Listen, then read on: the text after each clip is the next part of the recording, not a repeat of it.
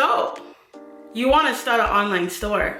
So I'm gonna break the assumptions right now. The first thing that you should not be doing is building a website, trying to figure out the name of your website or business, or creating a logo. The easiest way to grow a profitable store is to find a product that you want to sell. The heart to any e-commerce business is you need to decide on what product you want to sell.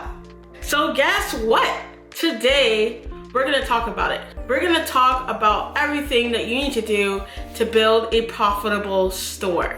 My name is Nakia, and I did 6 figures my first year after I lost my job, and now I'm dedicated to helping other people find a product, build that store, and start selling. So you may have many questions right now. How do I get started? Where do I start? How do I choose the right product? What product should I choose? Let's just stop right here. Wait a minute. Then you start researching, and then you get overwhelmed. Right? You get so overwhelmed that then you stop researching altogether, and then you're like, oh, let's just leave this for another day. Then you start researching, and then you get bogged down by the overwhelm of everything. And then before you know it, a month goes by, a year goes by, and you still haven't started your store. Girl. So today I'm gonna help guide you. So I'm gonna share 4 things that can help you start your store right now. Never in a million years would I have predicted that within 1 year, I would have done 275K for the whole year. Step number 1. So the biggest tip I can give you right now as tip number 1 is stop putting it off. Get started right now. In order for you to get results quickly, the secret is that you have to get started. You don't have to be perfect. You don't have to try to get every single detail down to the Z to get started. I see too many people want to start their store, and you know what gets them stuck is because they don't know every single step. When you start your store, you're not gonna know everything, and that's okay. So you could use what I showed you today to get started. That's the beauty of it. Start making a list of products that you have thought of selling. This could be anything. Right? Anything that comes to mind. Don't censor yourself. So make a list of at least 25 items. That's gonna be the goal. 25 items that has come to mind of what type of stuff that you could sell in your store. That's where we're gonna start. We're gonna start with your interests. Deep down, there's always a product that comes to mind. Clothing, a cooking business, a t-shirt business, craft. Maybe you like creating something. There's always something deep down where you think of where you're like, I could probably create that. So I want you to put that on your list. Put it on the list, don't censor it. And if you're saying, but Nakia, I have no idea. Girl, use known selling platforms. When I say selling platforms, I mean places like Amazon, eBay, Etsy, those big sites that you can use, any type of platform. Or maybe just scroll and look on social media, look on Instagram, look on Facebook pages. So many ideas, so many places you can research and get ideas, add it to the list. Here's the thing, the whole key thing of this is you need to stay open. So you're writing down your interests. You're also writing down what you found on these sites. So what ideas have you got from it? If you're saying, but Nakia, I can't find any ideas. No. So if you go through one of these sites on Etsy or Amazon or any other website that sells products, you are bound to get an idea. Every time that item catches your eye, write it down. And don't be scared to write down the product ideas that you have in your mind. This is not set in stone. This is for you to brainstorm so you can stop telling yourself, I don't know what to sell, right? This is the first step. So then now you develop a list and you'll be able to look at that list and pull from it, right? And be able to make it smaller so you could choose a product. Now, there's still another part to it because you still need to sell something that people want, right? But of course you like. The golden rule is that if you see someone else selling it, and they've built a community, product is selling, that means there's opportunity in that niche. Or if it's something similar of what you're thinking of selling, it's an opportunity that it may be a good thing to sell. But one of the questions I get is, but Nakia, I want to choose that perfect product. That product is definitely gonna sell. Remember how I told you that most likely it will sell, especially if it's in the market, especially if it's out there. It's all positioning. But what I tell people is until you launch it, right? It requires testing. You don't know right away. When I started my store and I started adding products to my Amazon store, I didn't know right away what would sell and what would not sell. But as items started to sell and I collected data, I started to know what started to sell, and then I started finding similar products. You see how it works? Usually, I can tell you why an item doesn't sell. Either it's what people doesn't want, or there's a positioning issue in your marketing, or you just weren't consistent and you didn't give it time. That's most of the reason why the product doesn't work. Usually there's nothing wrong with the product, unless you came up with some crazy product that no one wants, right? But even so, even if you came out with a crazy product, right? Worst case scenario, you don't know until you launch it. You don't know until you test it. If it's stuck up here, you won't know. If you don't take action, you won't know. And I do talk about this in the Hunt for the Gold webinar in my description. What I always say is that's why it's so helpful to have more products. The more products you have in your store, the easier it is to test. So the less products you have in your store, it may go a little slower. But this is not a golden rule, because sometimes the product can sell out even if you only have 3 products. If you're a newbie, the more products you put in, the better, because then you find that winning product faster. And I got you. If you have a question, you can always make a comment down below. And if you brainstorm or you have a few products in mind that you would think you want to sell or in a certain category, feel free to pop it in the comment. But when you get that product idea, that's when you're gonna research, you're gonna see where you need to find it, right? Where you need to source it, or maybe you're gonna make the product. That's something for you to decide. Remember, I was talking to someone on a call and she wanted help with her store. And then when I jumped on the call, I later found out that she hadn't launched yet. So I was like, okay, what's going on? And so I was thinking, like, the way she was talking, like maybe she only had like 3 products. So I was like, okay, like we need to wait for a little bit more products. But then I was like, I just asked her, I was like, how many products do you have in your store? This girl's like 50. I'm like, girl. And you know what was stopping her? Being a perfectionist. She was like, yeah, but Nakia, I need to get my SEO done and all this stuff. I'm like, girl, you better launch, right? I told her, I'm like, if you don't launch, you don't know. You can fix these things as you go. Now, I'm not saying to have like this incomplete site, but if your site is ready to go, if you're ready to go with your platform and you have the products ready, sitting there, put it out there, because that's the only way you'll be able to collect data is when you put it out there, when you launch, right? So I got her to set that date. You best believe I got her to set that date. And I just wanted to say this.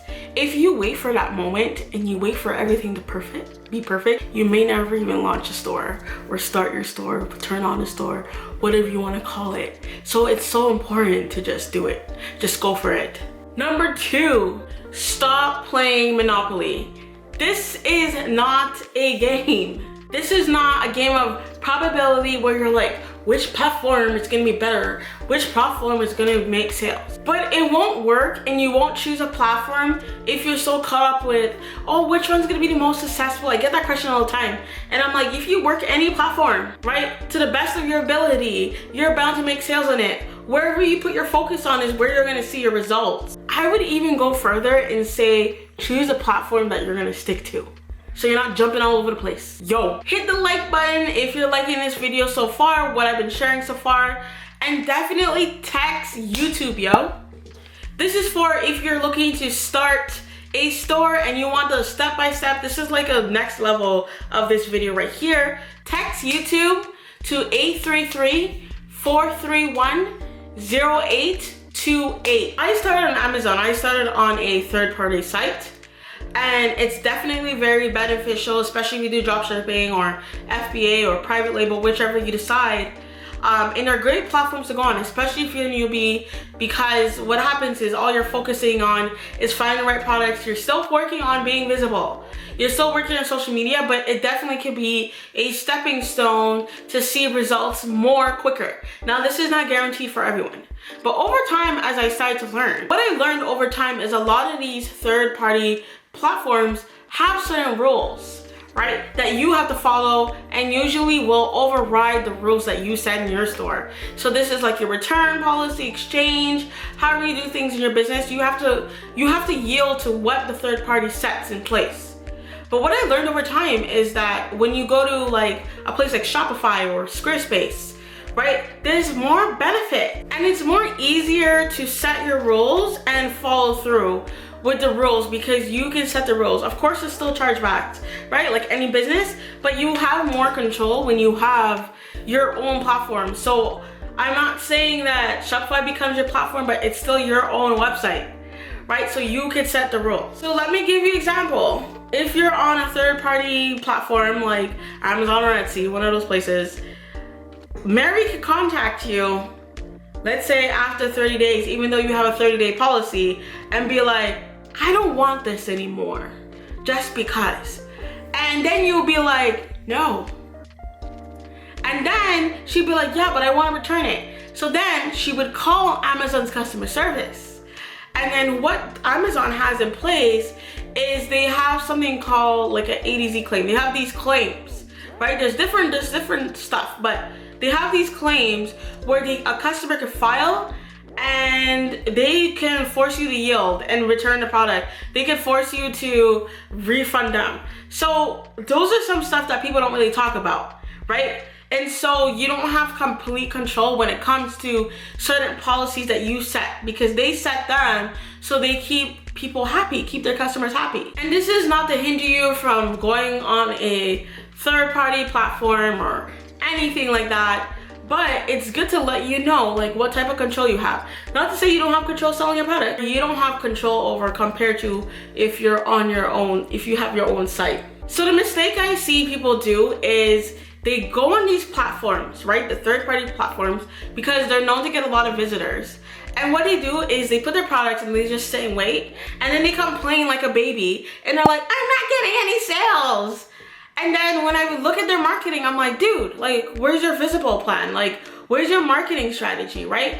And so even if you go on these platforms, you still need to be sending traffic to these platforms, because what happens is, what I observe is that more traffic you send to there, it helps with the algorithm. It helps them know, okay, people are interested in this. And another perk too is you're sending people that will be interested in your product to these platforms, to your store on there, so they can buy your product. Don't sit and wait, like start building an audience, because everything will start to work together where eventually like you're just selling on a platform. But especially in the beginning, that's the time to go hard, so people can start buying your stuff, so you can set up the algorithm, right? So then the algorithm helps you sell your product. But in the beginning, girl, you need to start building. Number 3. So once you decide on a product, you brainstorm your product, and you decide on a platform, the next step is setting a deadline. So when are you gonna launch? Because what happens is, what I see people where they mess up is that they do all the things, they set up the website, they choose their product, and guess what? There's no deadline. So what happens when there's no deadline? You don't launch. Because you know what happens is that then your mind starts talking you out of it, and they're like, you know, you're not gonna be successful at this, you're gonna fail at this, don't do it because we're scared, right? But when you set that deadline, you're like, yeah, I'm scared, but I'm doing it anyways. And that's the mindset you need to have, is set that deadline, put a date on that calendar, decide how much time you are willing to dedicate. How much time are you willing to dedicate to this business?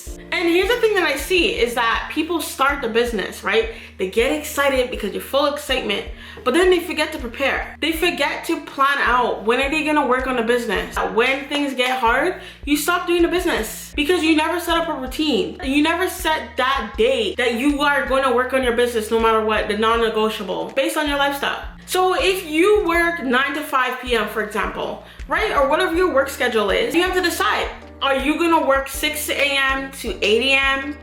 Or are you gonna decide to work after work? Because just like you have a schedule for your job, you need a schedule for what you're working on, what your dreams are.